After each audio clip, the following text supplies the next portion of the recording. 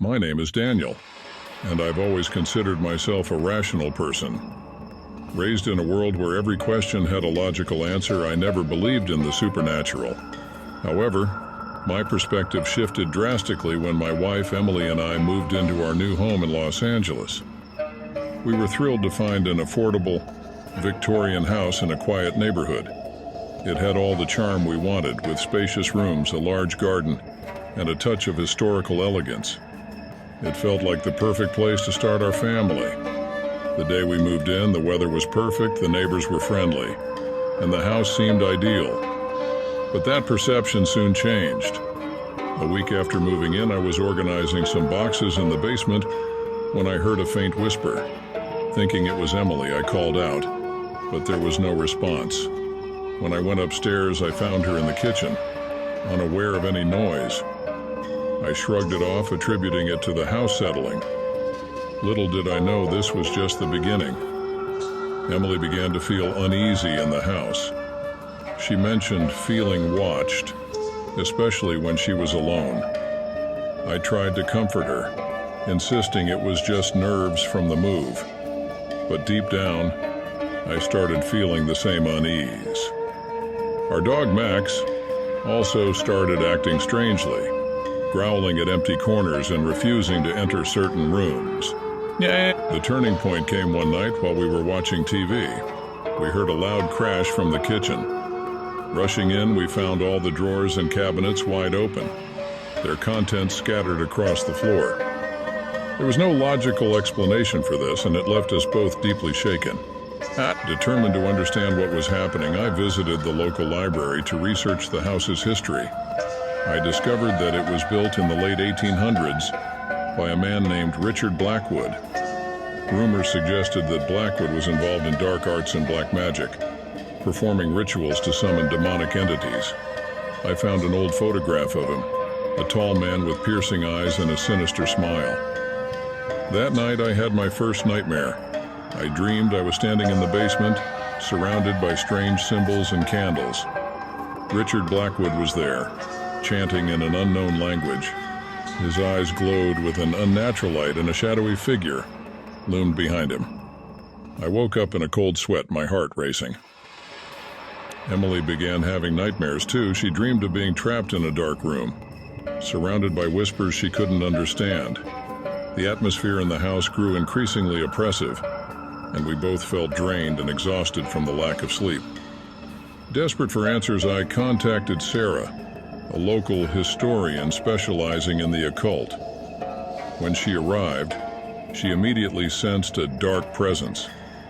Sarah explained that Richard Blackwood had likely performed a powerful ritual, binding a demonic entity to the house.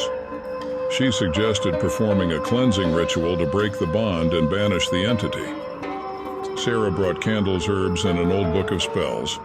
We set up in the basement, where the presence felt the strongest. As we began the ritual, the temperature dropped, and the lights flickered. Whispers surrounded us, growing louder and more frantic. Sarah chanted in a language I didn't understand, her voice steady despite the chaos. And suddenly the whispers turned into a deafening roar, and the candles were extinguished. We were plunged into darkness, and I felt a cold hand on my shoulder. I turned to see Richard Blackwood standing behind me, his eyes glowing with malevolent energy. Sarah continued to chant, her voice rising above the noise. The air thickened with the smell of sulfur, and my skin burned. Shadowy figures surrounded us, their eyes glowing in the darkness. I grabbed Emily's hand, trying to stay calm. Sarah's chanting reached a crescendo, and a blinding light filled the room. The shadowy figures recoiled, and Richard Blackwood's face contorted in pain. With a final ear-piercing scream, he and the other figures vanished. The light faded, and we stood in the dark, the air still heavy with sulfur. Sarah lit a candle, revealing that the strange symbols on the walls had disappeared.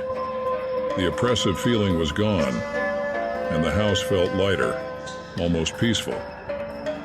In the following days, the strange occurrences stopped. We no longer felt the oppressive presence, and our nightmares ceased. Emily and I were finally able to sleep through the night, and the house felt like a home again. Sarah explained that the ritual had broken the bond between the house and the demonic entity. Richard Blackwood's spirit had been banished, and the house was free from his dark influence. We decided to stay, feeling we'd reclaimed the house from its dark past. We made renovations, painting the walls and bringing in new furniture. The house, once a place of fear and darkness, was now filled with light and love. As time passed, Emily and I grew closer, our bond strengthened by the ordeal we had faced together. We decided to start a family, and the house that had once been a place of terror became a place of joy and laughter.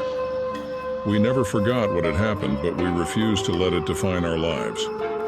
Instead, it became a part of our story, a reminder of the power of love and the strength we found in each other. Life continued, and we shared our story with close friends and family, hoping it would serve as a cautionary tale about the dangers of dabbling in dark arts.